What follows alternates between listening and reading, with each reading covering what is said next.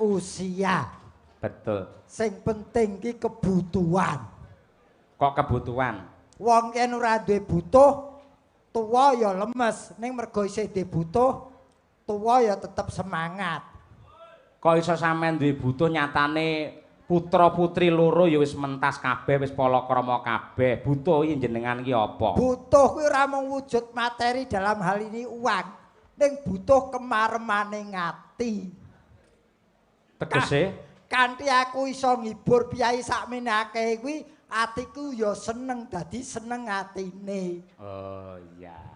Ngono? Betul, betul. Iki pengalaman lho iki.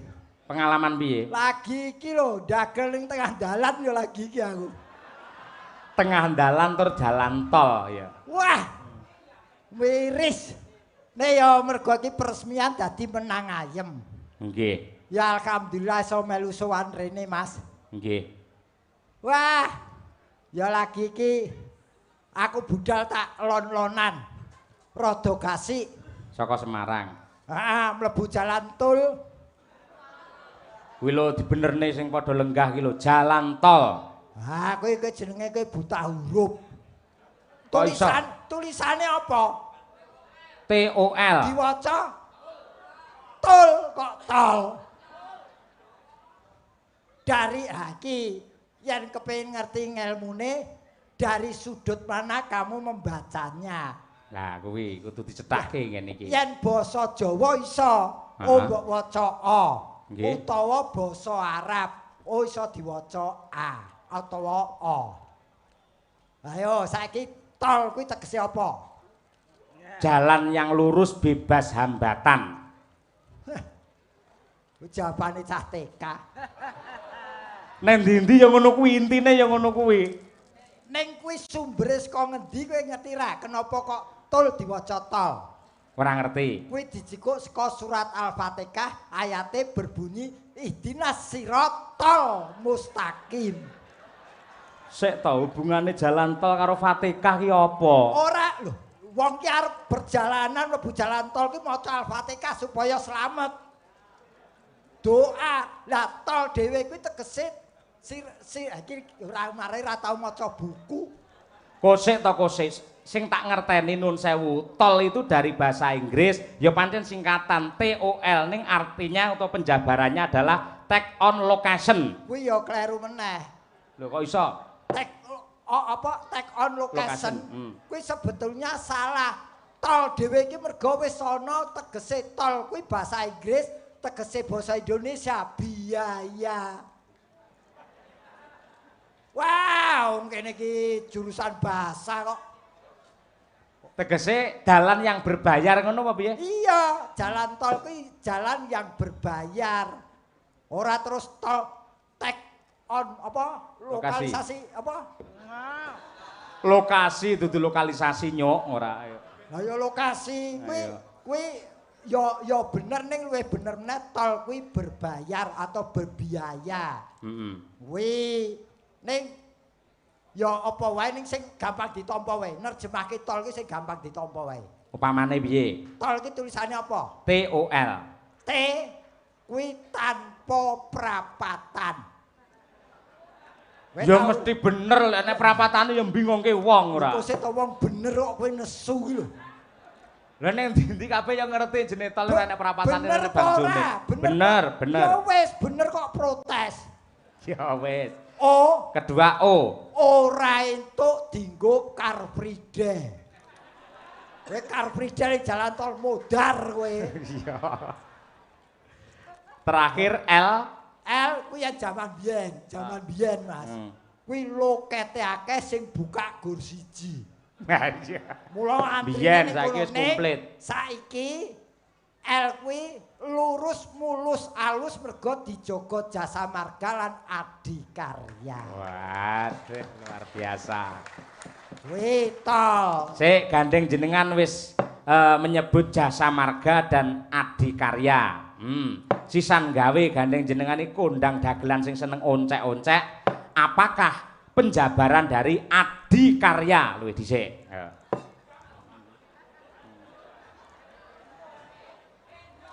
Oke.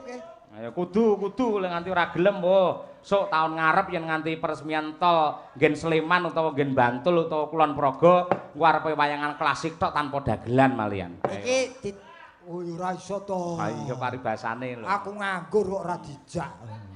Mula diterjemahke. Adikarya iki diterjemahke apa persuku kata, apa perkata, apa per huruf? Persuku kata.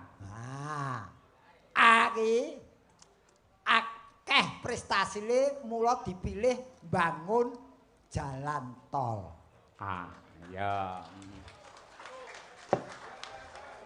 Ampun dipun keploki riyin Bapak Ibu nembe entuk siji niki nggih. Ben keplok, kono keplok aku mikir. Wah iya. Oh, siasate ngono to sampeyan. Iya. Ya wis ayo. Dipilih mergo ya prestasine bisa dipertanggungjawabkan. Ya, nggih. Kono keplok kene mikir ya. Karena prestasi yang lebih daripada yang lain maka adikarya dipilih. Sik to kan mau mulek ning prestasi ae to. Sak karepku. Wong sing nerjemake aku.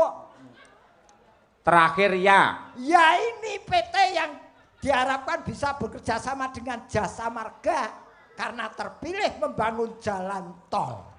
Kok terpilih tenan niki syukuran tol dudu pilihan lurah ya, Reng. Iso kabeh terpilih. Anu timbangane pemilihan lurah ya ora ditanggap kok. Wah iya. Oh, kesempatane iki kok kowe iki gandeng iki kerjasamane Adikarya kelawan Jasa Marga. Sakwise Adikarya sampun jenengan jabarkan men ora meri tegese men adil, apakah penjabaran dari Jasa Marga?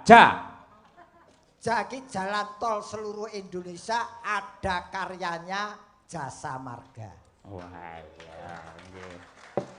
Cerdas.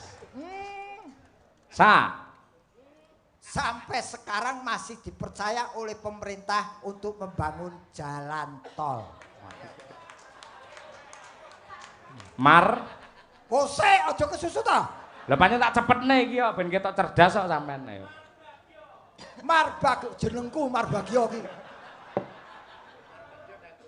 Margi apa ya?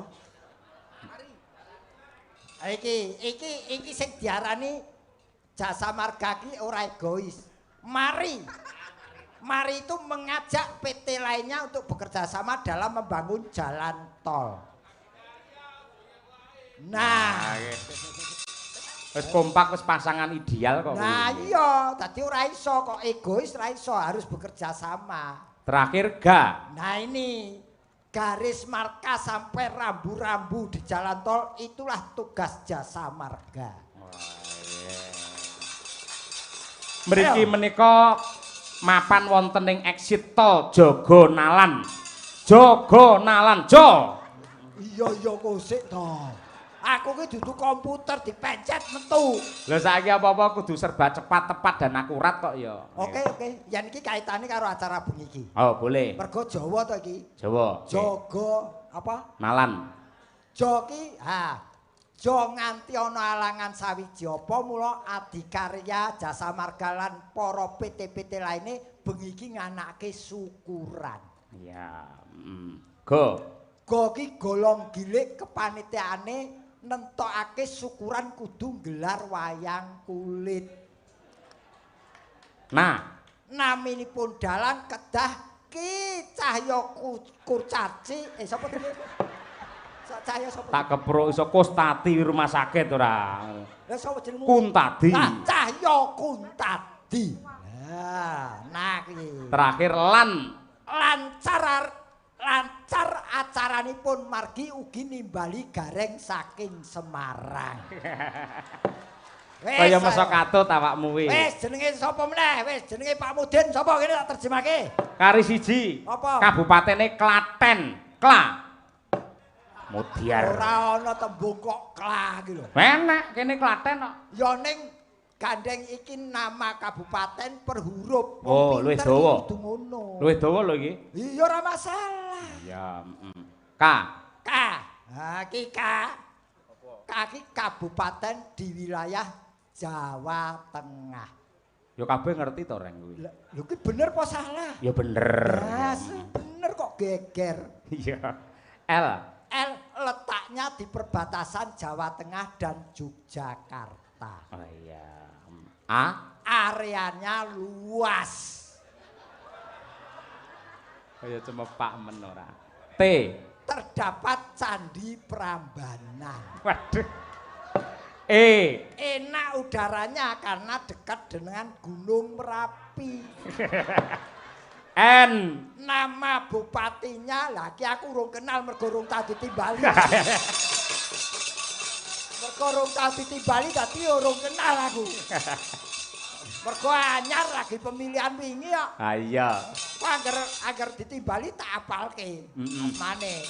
Ning ora wong kabeh ki yo iki ditimbali kene iki wis bersyukur, Mas. Leres. Wis aku tenan, mula aku mau matur budal tak lon-loni mergo aku ki kangen. Wilayah kene iki kangen saka Semarang, aku mampir ning kutha entuk pitu ki kangenku ora jamak. Apa kuwi? Kutha Semarang, Kabupaten Semarang, kutha entuk pitu. Solo 3. Ah, salah 3 ki entuk pitu. Wong kutha ya diganti, disalini kok. Ah, kowe iki matematika-mu entuk pira? Berarti bar kutha entuk 7 bar kuwi terus mbajul kesupen. Nah, kowe ngrubah. Kok iso rubah? Kowe ngrubah, kowe ora ngerti sejarahe.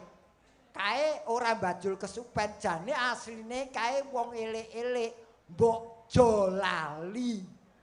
Terus ketelahe Boyolali. Tek kowe ngerti. Kira-kira. Oh, golek pangan ya sakarepe to, Mas. Golek pangan kok diprotes. Ah iya.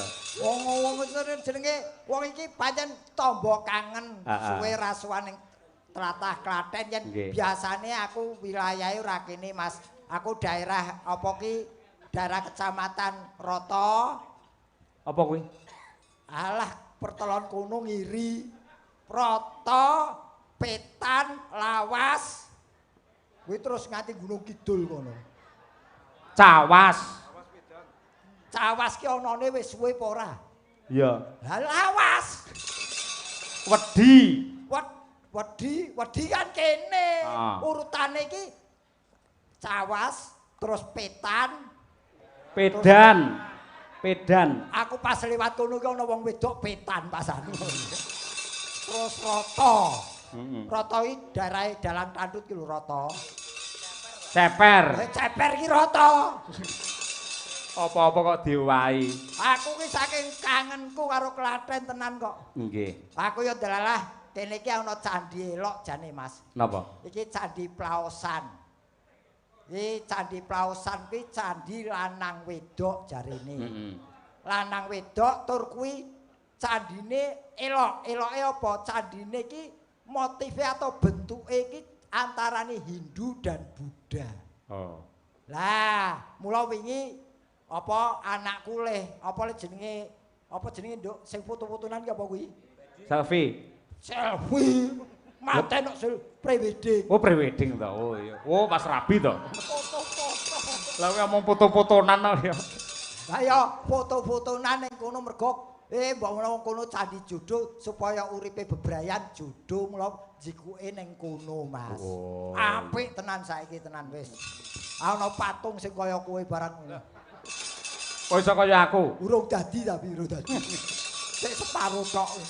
Tur mriki iki kedunging budaya, kedunge seniman 1000 dalang ing Laladan Klaten kene paribasane semua seniman hebat lahir dari Kabupaten Klaten. Sing ana dunia pedalangan ora ana sing apa nyelaki Kinarto Sabdo iki ya saka kene. Panom Surata iki ya kok kene. Surata. Nggih. Terus Pak Mantep niku mriki. Pak Mantep ini ta? Nggih. Mbah Darman wis sedaya racakipun saking mriki. Pak Kro Pak Mantep ki asline ya Kabupaten Paving. Karanganyar. Lah ya Karang ki watu, anyar ki sing arani watu sing anyar iki Paving. Alah mbuh. Oh, jauh piknik kok angel men. Mula bengi iki Mas Gareng kula dipun paringi ngampil gamelan wayang iki pusaka ageme Mas Mul niki. Mas Mulyono Sanggar Cemara ngaturaken panuwun ingkang tanpa upami. Nggih. Ugi dipun berkahi kalian pepunden kula Bapak Haji Hanafi Tebih saking Demak Oh, PT Puja Perkasa sing insyaallah tanggal 5 Juli ya kepareng wayangan dhewe. Hayang aku ora dijak. Ya gentenan kok ya. Nggih, Tak golekne kanca Mas Gareng. Sinten, Mas? Nggih. Yo sekali-kali njajal karo bojoku. Cublak suweng. Yo Bukesi ngancani Pak De Gareng. Cik, lu, yo.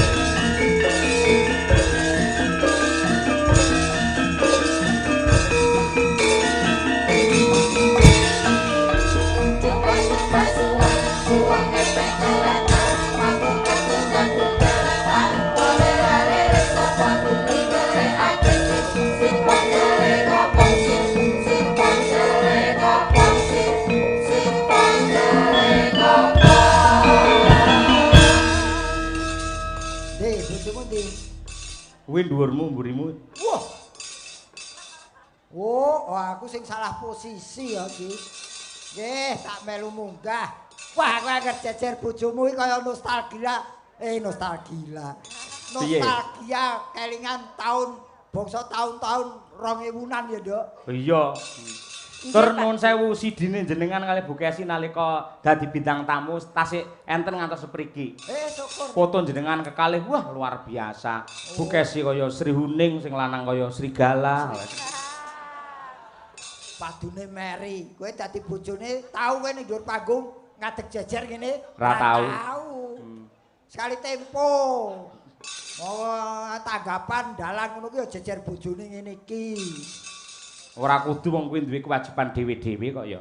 Itulah yang tahu posisi masing-masing. Matur apa sik Bu Kesi ya yo. Monggo, Mbak. Mature ngagem parian. Monggo. Buah naga manis rasanya.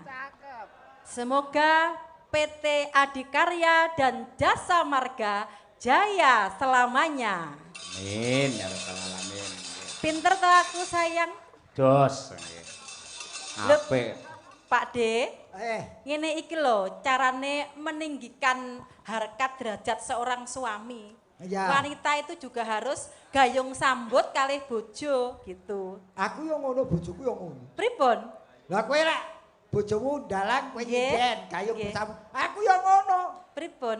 Aku sing golek duit sing nampani bojoku. Kok kuwalek kalih kula Pak D? Apa? Bojo kula niku nyuwun sewu bapak-bapak ibu-ibu. Ah. Mboten ngertos sing jenenge duit niku ndak boleh. Laki-laki itu mboten ngertos. Dadi bojo kula menika angger bar tanggapan ngeten niku semua masuk ke tangan seorang istri. Aku lak nang ngarepmu. Lho, kok iso? Nang burimu ya siapa tahu. Aja ngono, aja ngono. Kuwi pancen wis tak atur strategine pancen kaya ngono duwe kewajiban dhewe-dhewe Mas Gareng. Dadi aku lek entuk kaya tanggapan ngono ya, bruk metutuk neng bojo. Sing ngebrukne aku sing metutuk kuwi, ngono kuwi. Wis kodrate ngono kuwi. Aja omong werna-werna kowe karo aku padha lanange. Maksude? Wong lanang kuwi kudu nggawa utawa gembol duit. Nggo apa? Lho, aja berpandangan negatif. Terus? Nggawa duit ki sewaktu-waktu keadaan gawat darurat artinya membutuhkan selalu siap ada uang. Kleru. Kleru Zaman saiki wong lanang nggo dhuwite kleru. Sebabnya Aku lunga ning ndi yen teko Jakarta teko Surabaya ora nate nggo dhuwit. Sing penting nggo ATM wis aman kuwi. oh, malah saya akeh. Iya. Oh, Pak Kesi. Dalem Pak De Gareng. Nggih, niki sing diaranipun jodoh sing lanang dalang sing wedok nyinden. Nggih. Mula diawet-awet digemateni bojone nggih. Nggih, tapi yo ngeten iki. Godane seniman niku berat Pak De Gareng. Nyuwun Apa? sewu Bapak Ibu. Dalang niku godane 3 perkara sing abot. Apa? 1 harta, 2 tahta, yang ketiga wanita. Nah, saiki harta, tahta, dheke kecil, ndak iso kenek godo itu. Tapi sing jenenge wanita, gawat. Roh sinden ayu lirak-lirik. Kuwi lek atiku ora kuat. Waduh iso nyunggi kompor aku Pakde. Wong wedok pinter. Dem-demen atine kok malah pinter piye to? Dem-demi. Aku seneng kok yen kancaku padu tak dukung kok.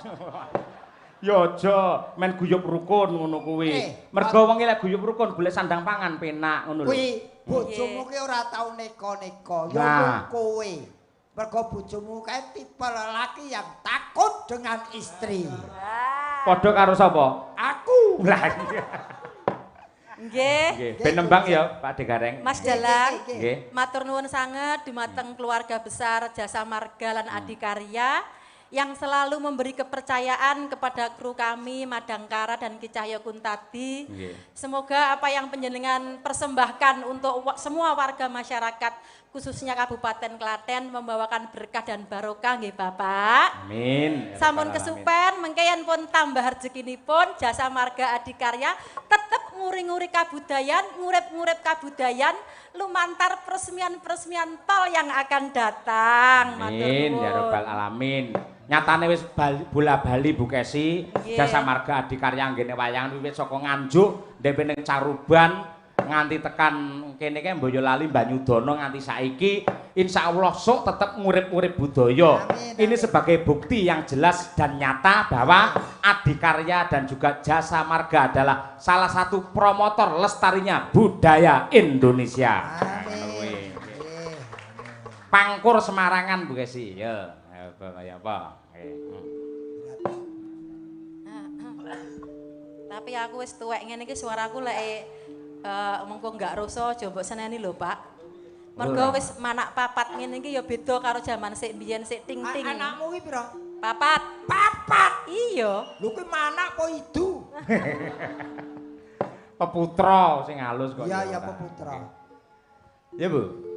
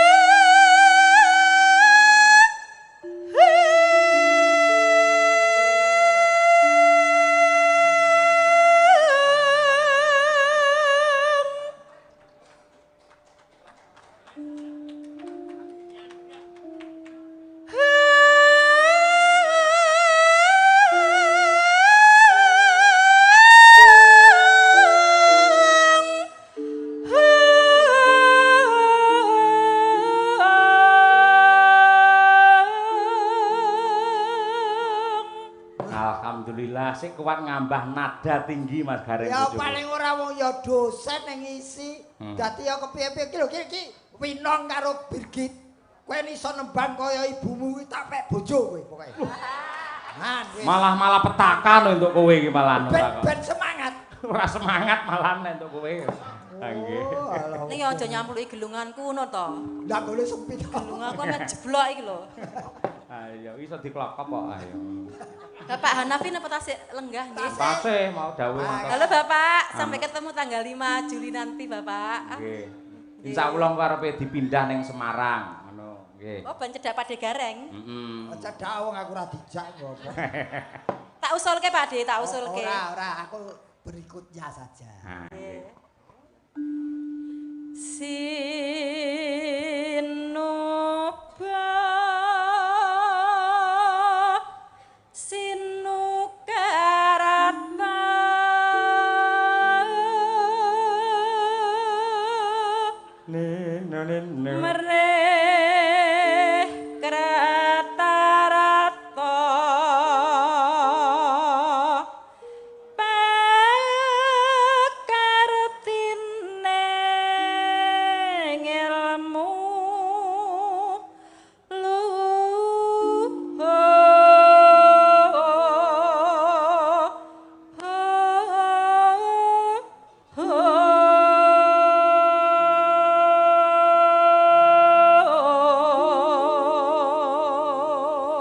Matur sembah nuwun bengi iki uga dipangestoni dilenggahi karo Mak Giyah senior dalang putri multi talenta saking Klaten. Nggih, wilujeng mirsani.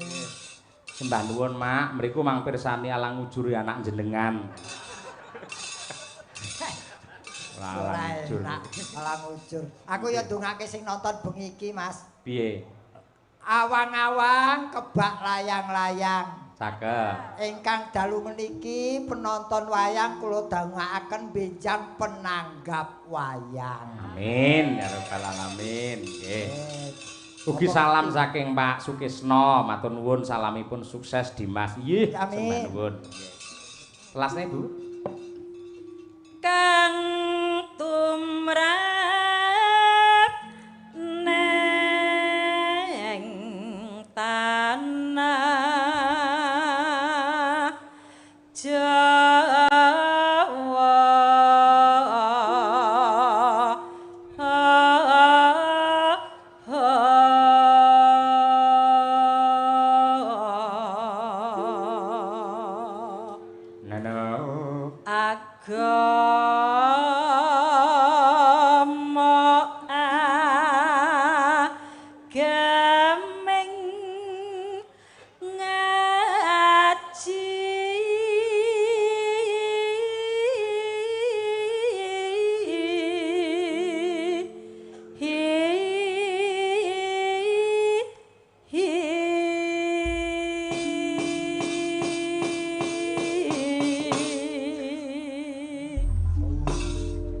sembah nuwun kalajengaken apa Mas? Tembang Mawar Kuning karya sang maestro Kinarto Sabdo.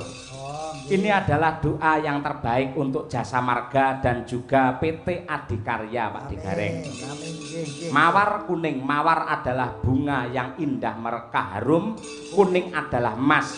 Semoga Jasa Marga dan PT Adikarya selalu indah merekah menuju zaman keemasan untuk Indonesia yang tercinta.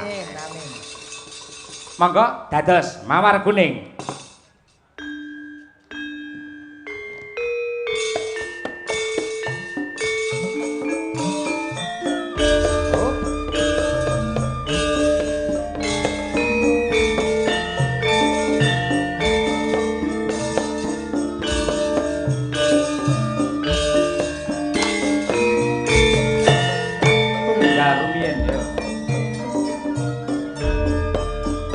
Mas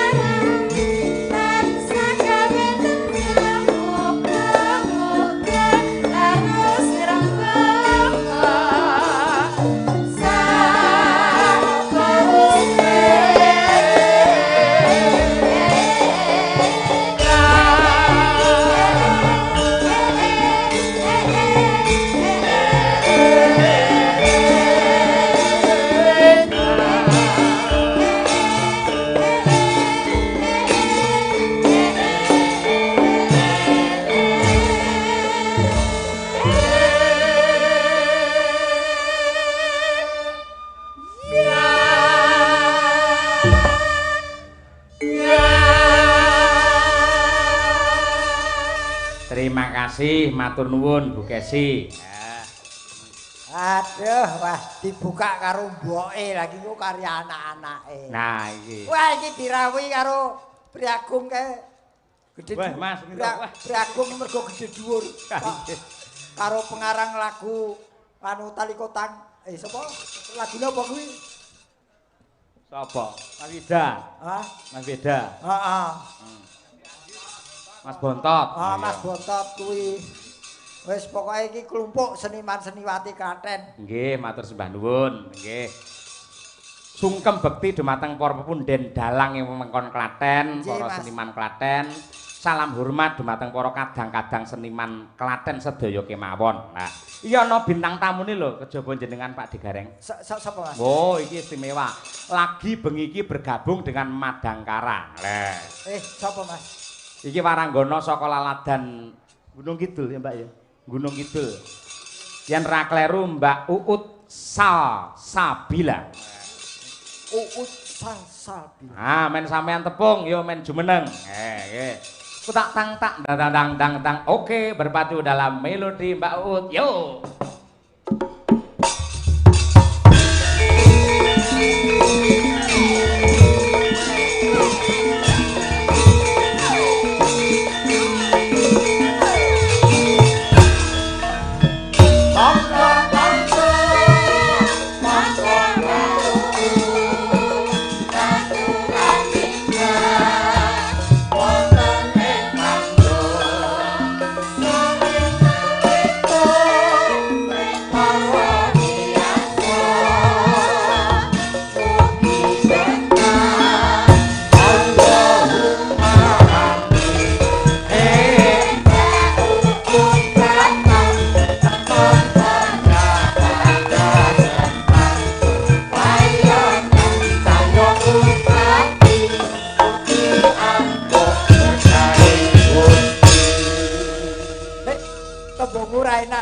Apa? Aku kenapa tepungan karo iki? Heeh. Lah wong iki sing bocah we sing anu aku kok.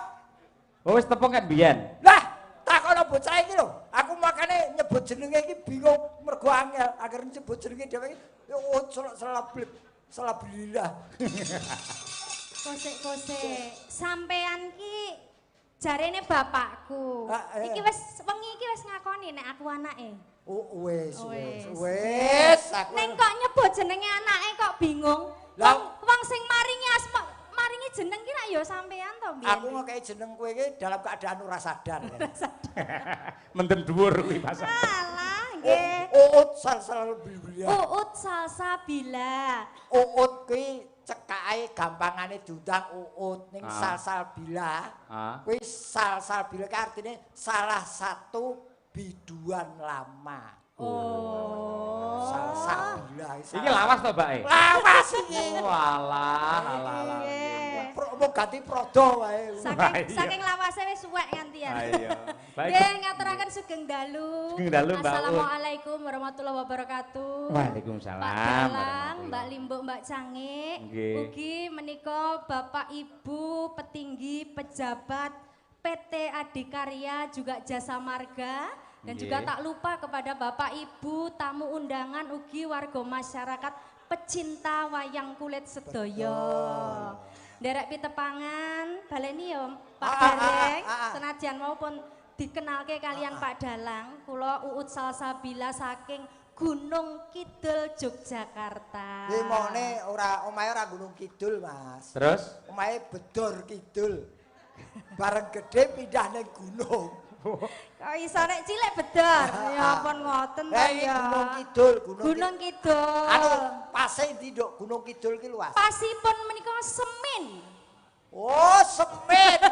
Cedak pun pirsa Semin. Embuh.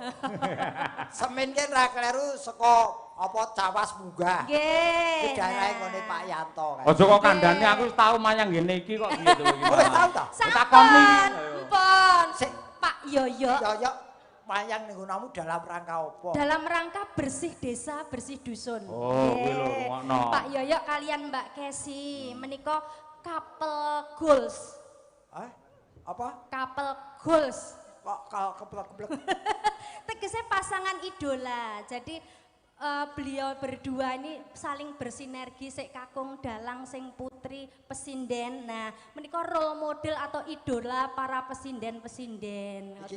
Termasuk saya mengidolakan beliau. Iki sing diarani tontonan ya tuntunan. Leres. Gawe gelar tontonan ya iso tuntunan, iso dicontoh karo sing nom-nom kuwi. Nggih, Pak, leres. Bu Kesi menika wah jan luar biasa. Wanita yang cantik dan penuh kasih sayang Pak Yoyo. Wes, jenengan niku juan pikantuk garwa Bu Kesi niku anugerah ya. Anugerah. Jenengan mirengke, Pak. Ah. Aku ki lho tipe wanita setia. Lah aku ya setia karo sampean. Kapan aku jaraki wong wedok liya lene sampean? Ra tau Bu Kesi. Iya setia. Ya wong ana Kesi kok ya ora tau. Iya. Nek ning ngarepe nek mburine Ya ora wani tetep. Pokoke Kesi iki wanita sempurna. Pinter, ayu. Ya toh, gemati penuh setia, kasih kasih sayang. Buktine Pak Gareng. Sing terakhir Terakhir napa? Gampang dihapusi.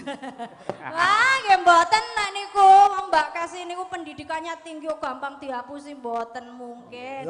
Kados Pak Yoyo niku nggih mboten mungkin nek wong dilihat dari non sewu Pak Suryane enggak ada Ojo Pak Yoyo ngono ra kuwe nak. Lah sinten? Ki Cahyo Kuntadi ngono.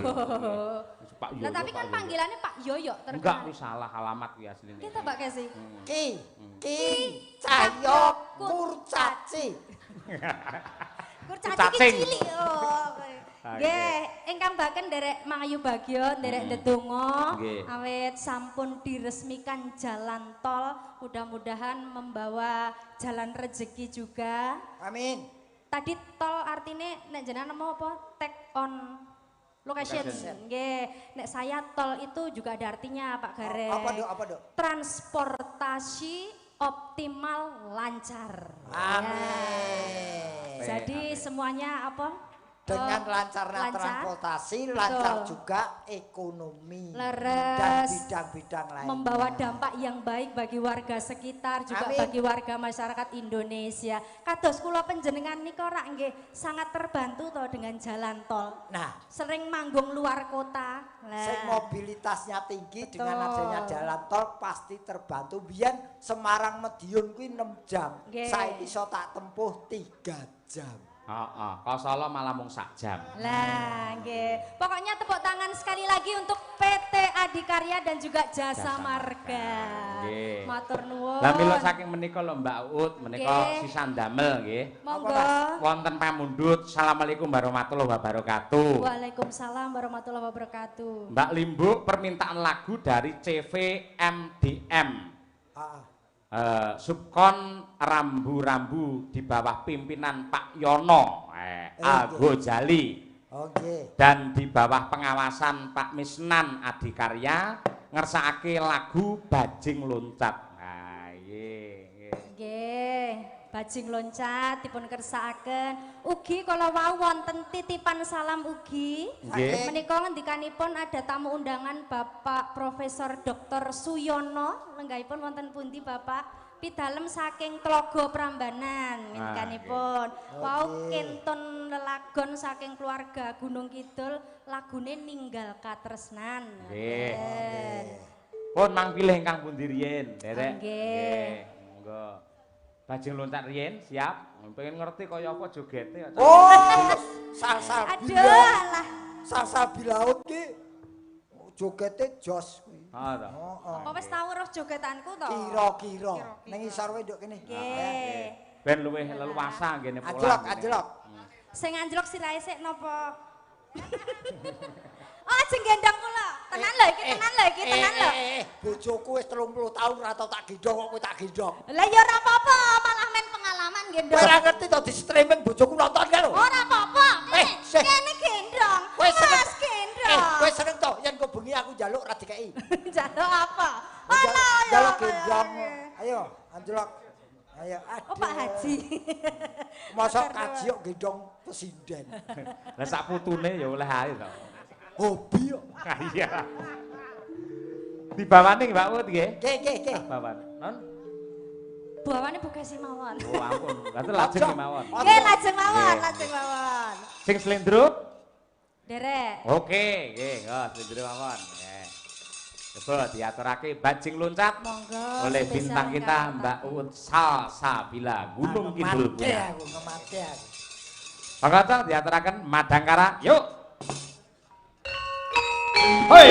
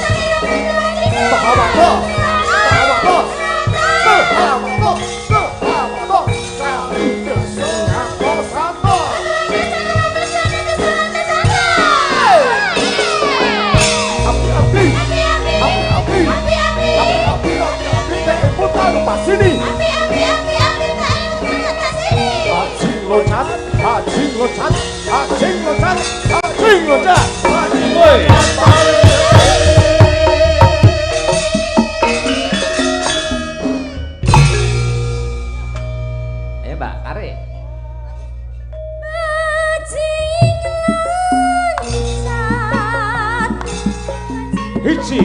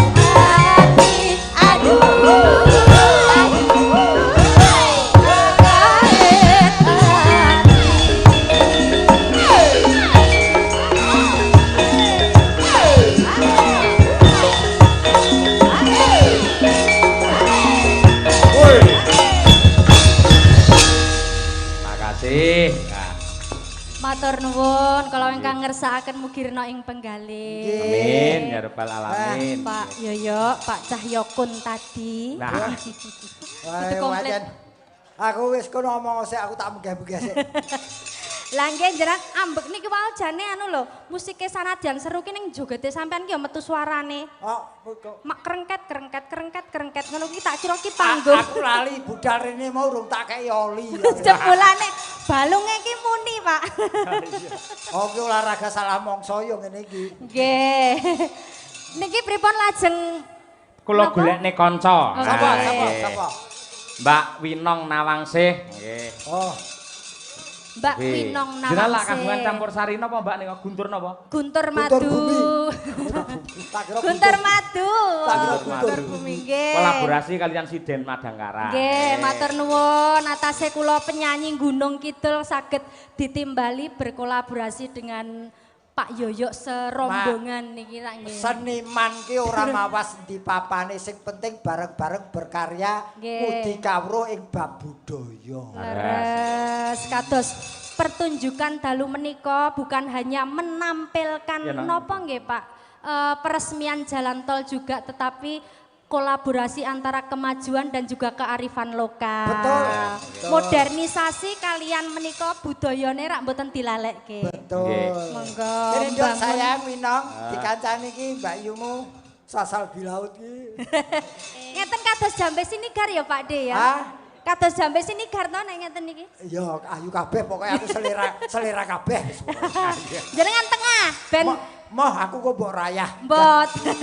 Lah ben kaya pancuran kapit sendang. Nah, pancuran kinapit sendang ngeten iki. Sing marake nyedake umur ngene iki lho. Ngopo? Iki wong wedok ayu-ayu lanange kaya aku ngene lak ngentekke omah ngentekke sawah iki lho. Mboten napa-napa. Kira-kira piye Dek Winong? Nek mboten kok ngentekne omah ngentekne sawah ya apa isih? Ndek kita entek bermantu to sampean Pak De. Entek, heeh, kanggo modal mantu entek-entekan kok. Iya, kaya isih. Ora sing mantu aku kok sing ngitung kowe to. Wis gemati ya kuwi karo sampean to. Nggih to. Niki pelok 6 nggih, Pak. Nggih, nggih.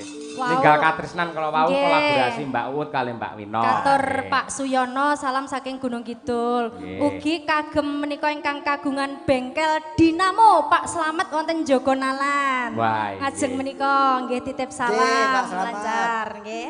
Nggih. Ugi kulaturaken dumateng Pak Oka, matur nuwun sampun Oka, kepareng-paring matur support nuwun. kathah dumateng kula sak kanca. Uga iki ditunggoni kanca-kanca WMC lho, Mas. Oh iya, Wayang Mania Community. Mania Siapapun Luar dalangnya biasa. yang penting Penting wayangnya. wayang. Terima kasih. Nggih. Kono. Dibawani mboten Pak Yoyo? Kula tak ngampil bawanipun genduk winong nggih. Nggih, monggo nggih. Mbak Wina. Coba kaya apa? Niki sing kula kenek kula gandengke kalih tembang Ninggal Katresnan. Ngaten, nggih. Pak, tapi ini anu ya Pak, saya minta maaf kalau suaranya nanti agak groyok-groyok gimana gitu. Oh, ora apa-apa, suaramu yoyok-yoyok ora apa-apa. Groyok. Groyok. Groyok tak kopro engko ora. Iya, soalnya Dalangipun Pak Groyok, suarane yoyok-yoyok. Ora groyok, grobyok aku. itu. Ora masalah, aku percaya lek sampean tetep bening apik. Ayo, ngene. Ya, Wong saya pokoke wong ayu gede kaget hari ini. pangapurane. Nggih. Aman tapi. Coba elek kleru idak. Kejemen ora nggih. Ya nang. Bismillah. Jaranan dangdut kreasi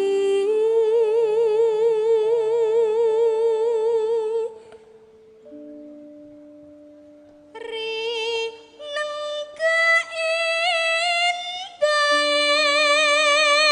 keindaing beksa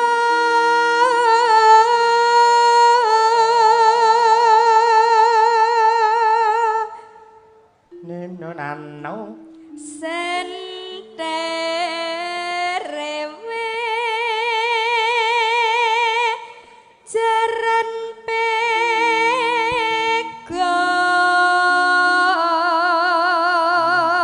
pegon Donya ki ora ana sing sempurna ki ya iki.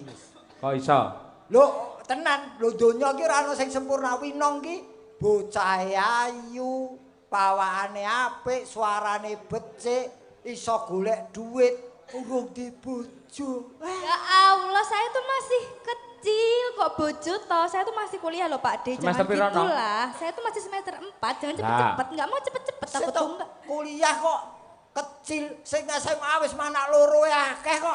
Astagfirullah. Nanti dulu toh Pak D, biar saya tuh kuliahnya lulus dulu, biar SPD dulu, ngono loh Pak D. Nah, ini. SPD ki sepeda. Tuh. Oh, Sarjana pendidikan. Oh, tak kira sepeda. Ya itulah, bismillah ora apa-apa. pangestunipun. Kejarlah cita-citamu setinggi langit. Iya, amin. Pangestunipun nggih Pak D. Aja rabi-rabi. Iki sinden nom-nom nang kene iki trauma rabi kabeh modele. Maksudnya piye awakmu dhewe to kowe? Maksudnya takut, maksudnya takut Pak. Iya, Mbak iya. Birgita lho, umurnya wis cukup tapi kon rabi gak gelem. Ya wis ben lagi seneng ngono kuwi ya. Ya nang. Luas gemas nuju prana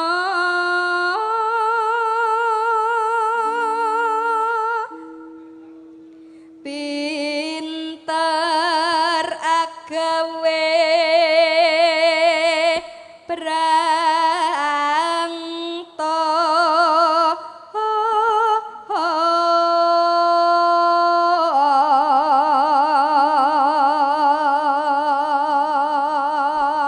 Kok pindah? Son dhewe sing ora turu. Pasang sirup. Dudu gandenge kuwi ngawur. Dudu to. Nggih. Sinden winong tulung agung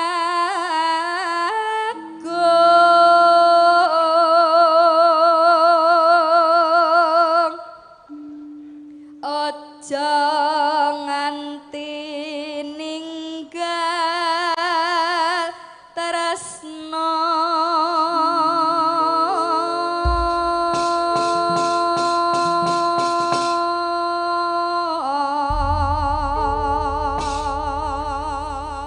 Nggih, matur sembah nuwun. Digarap rong ramban, sepisan dangdut, kedua jaranke. Untuk yang pertama kula nyuwun ingkang nyumanten Mbak Uut, mangga. Sok. Nggih. Yo, buka saking kendang Mas. Yo, dangdut rumiyin. Dados.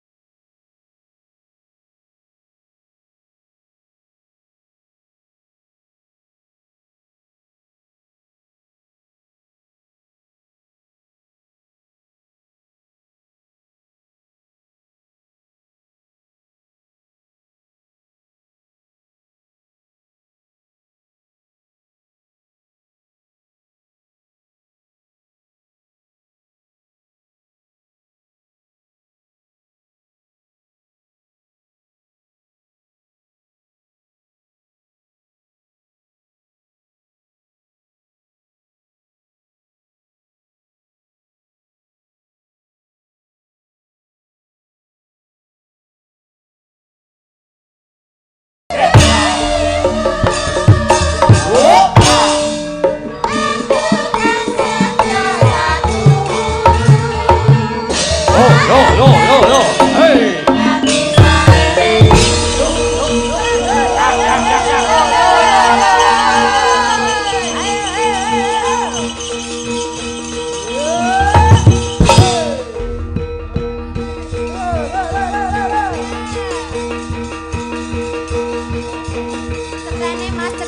Pecutnya karine Tenggarong.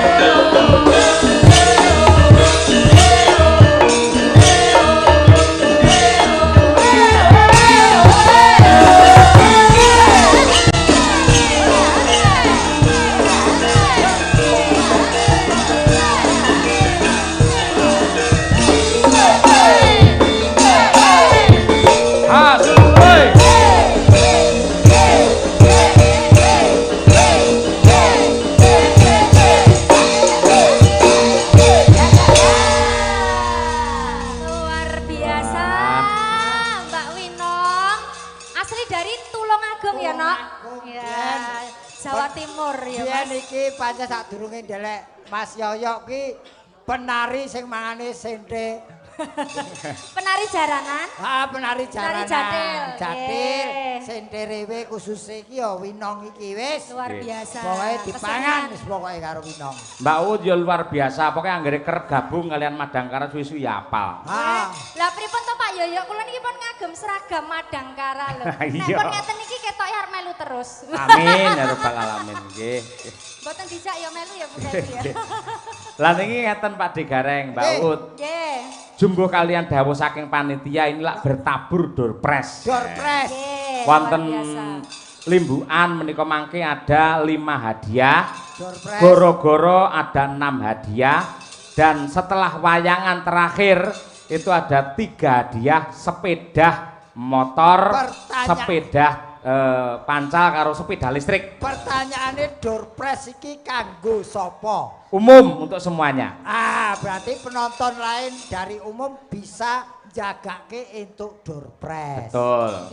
Yang tentu saja tadi sudah mempunyai kupon, nggih. Oh, nganggo kupon. Lah niki. Oh, niki. Wah. Ingkang sampun ngastok kupon yang sudah dapat kupon, monggo. Monggo Mas Heru, maju mriki. Mas jadinya 7. Oh, siap. Oh, limbukan 7.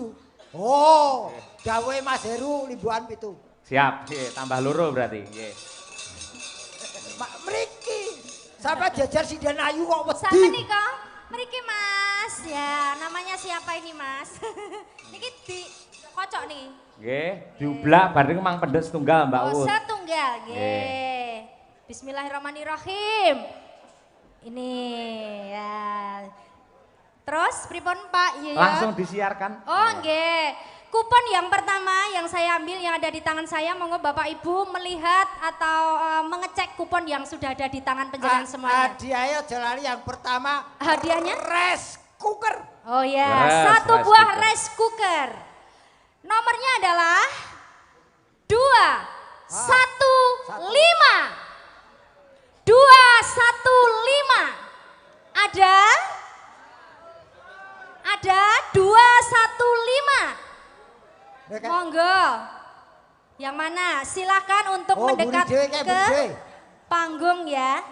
215. Nggih. Mriki, Pak. Ada Bapak, monggo.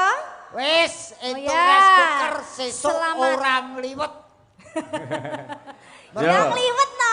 Yo, wis duwe rice cooker. Sing penting duwe beras ya. Ah, sing penting ki entuk rice cooker. Mriki, Mas, mriki, Mas. Pundi, mendekat ke sini. Oh, hadiahnya di sana.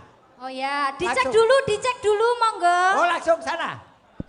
Ya. Sana, Mas, sana. 215 mendapatkan satu buah rice cooker persembahan dari PT Adikarya dan Jasa Marga. Kemudian yang kedua ya. Mbak Tuti nih kau penyekel.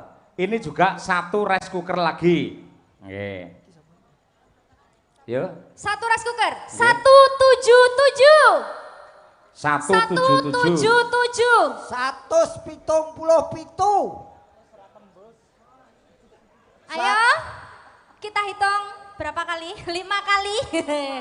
3 aja ya, 3 kali kalau tidak ada dianggap hangus ya. Oke.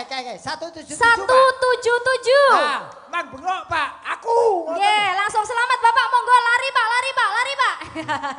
Selamat. Ya, yang ketiga. Siap? Hadiahnya apa Mas? Napa Yang sih? ketiga hadiah. TV 2N. Oh, 32. Nggih. 32 Satu televisi, in. nggih. TV 2N ini jen. 177 rice cooker. Ini yang TV 32 in baru mau dibacakan nomornya. Siap ya untuk hadiah yang ketiga. Nomor undian 055. 055 aku balik piye.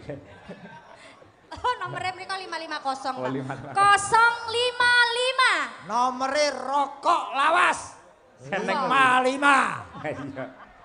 Oh, baru tahu. Ada 055? Ada.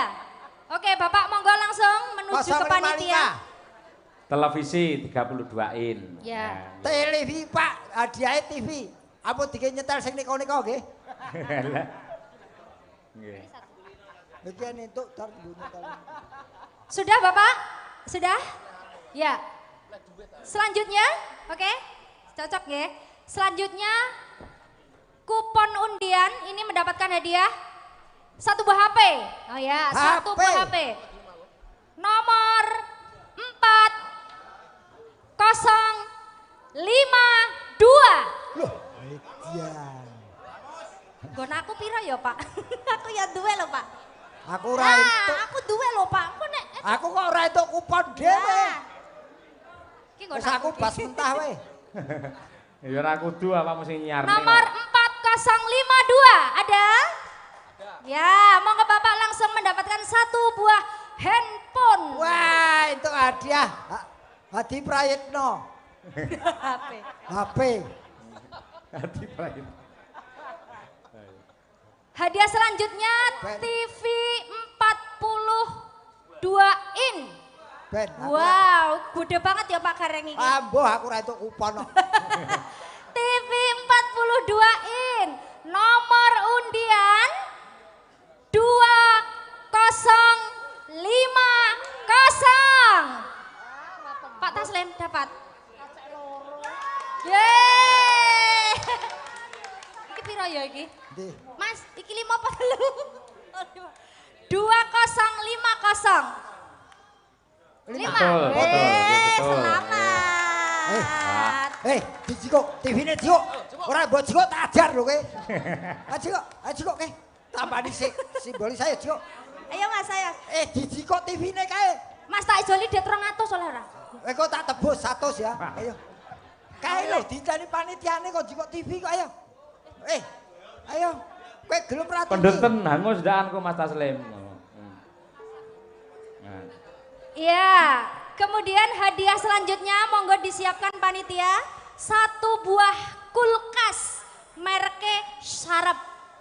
Kayak Sarap. Wah, Sarap. Malah medeni. Sarap. Nomor undian 053. Satu buah kulkas merek Sharp 5. Aku pemain entuk malah bingung lek gawa mulih piye. Dikendang. 053. kali ya. 1, 2, Sik disebutke sik. 0 piro kuwi? 5, 3. 053 satu kali. 053 dua kali hadiah kulkas. Pak, serak mencair. Ayo Pak, 053 ada. Wah, Bapak ngau ngopo Pak? Wes. Ya, 053 hampir hangus ya. Sesuk dodol es lilin. Untuk kulkas. Cocokkan dulu Mas. 053. Betul? Betul. 053. Alhamdulillah. Selamat, semoga Wes. bermanfaat. Nonton wayang itu hadiah. Pak, syaratnya sekeng mriki tekan omah kudu dipikul. Buatan pun pasrake mriku mawon mengke dibopong. Nggih. Tasih Mas. Mas Gareng, Pak, tasih wonten setunggal malih. Siap. Hadiah apa, Dok? Hadiah. Kulkas merek LG. Ya, itu masih ada 1. Monggo disimak. Wah, mereknya Legino. LG. LG kok LC. Aku yang LG ora pati, aku golek LC. Kaya ngerti-ngerti ya. Pak Haji. Astagfirullahaladzim. Sampean nggih siap nggih? Kulkas LG. Nomor undian 4. 1, 6. 4,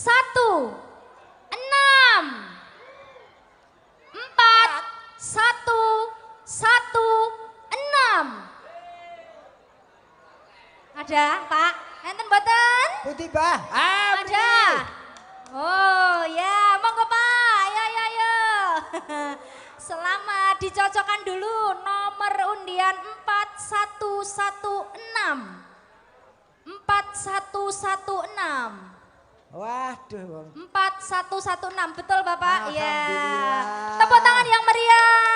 Hadiah 7 buah hadiah sudah dibagikan. Kalau delok untuk kulkas kaosnya tulisannya buset. Buset. Nggih. Kagem para lenggah sampun kesesa kondur rumiyin. Nggih. Menika mangke wonten goro-goro tasih wonten hadiah yang sangat luar biasa. Ngaten, Dan Mas. setelah wayangan ada sepeda motornya. Amin. Nggih, ngaten niku, nggih. Lah iki nyelani dhisik Pak Digareng. Apa, Nggih. Mas? Saking pepunden kula Bapak Komisaris Utama. Nggih. Menika request tawi ngersakaken lelagon Banyu Langit. Oh, lagi saya niki, saya. Ngaturaken dhisik, nggih. Mbak Brigita ngancani, Mbak. Banyu Langit, ayo dikancani Mbak Ut yo. Karo Siap. Mbak Ut. Ayo, nggih. Katur Pak Komisaris Utama. Komisaris Utama, leres. Asmanipun Eh, Bapak menawi adikarya menika Bapak Dodi Pak Usodo Dodi. Hargo. Oke. Nggih. Pak Dodi Nggih. pun aturaken menika Nggih, nggih. Banyu Langit. Nggih. Monggo aja dipun aturaken pamundhut saking Bapak Komisaris Utama. Banyu Langit. Monggo dados.